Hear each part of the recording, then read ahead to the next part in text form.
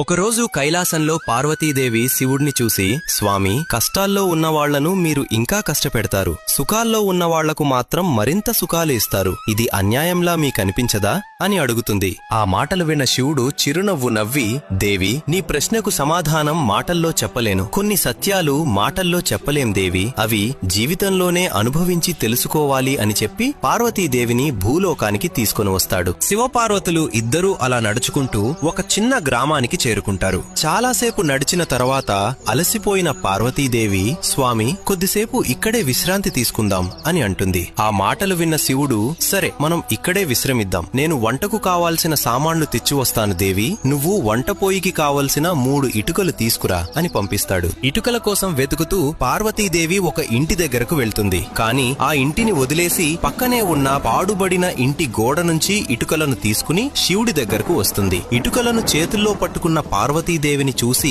శివుడు చిరునవ్వు నవ్వుతాడు. అది చూసిన పార్వతీదేవి, స్వామి, ఎందుకని అలా నవ్వుతున్నారు అని అడుగుతుంది. శివుడు కొంటిగా చిరునవ్వు నవ్వి, దేవి, చాలా కష్టపడినట్టు ఉన్నావని నెమ్మదిగా, పార్వతి, ఈ ఇటుకలను ఎక్కడి నుంచి తీసుకొచ్చావు అని అడుగుతాడు. అందుకు పార్వతీదేవి, దారిలో కనిపించిన పాడుబడిన ఇంటి నుంచి తీసుకొచ్చాను స్వామి అంటుంది. అప్పుడు శివుడు ప్రశ్నిస్తాడు, పక్కనే ఉన్న కొత్త ఇల్లు నీకు కనిపించలేదా? అక్కడి నుంచి ఎందుకు ఇటుకలు తీసుకోలేదు? దానికి పార్వతీదేవి, స్వామి, ఆ ఇల్లు చాలా అందంగా ఉంది, దాని నుంచి తీసుకోవాలంటే నా మనసు ఒప్పుకోలేదు అంటుంది. పార్వతీ మాటలు విన్న శివుడు, దేవి, ఇదే నీ ప్రశ్నకు సమాధానం. ఎవరైతే మంచి కర్మలతో తమ జీవితాలను పరిశుభ్రంగా ఉంచుకుంటారో వారి సంతోషాలను చెడగొట్టడం నాకు ఎప్పుడూ ఇష్టం ఉండదు అంటాడు. ఈ సత్యాన్ని నమ్మే ప్రతి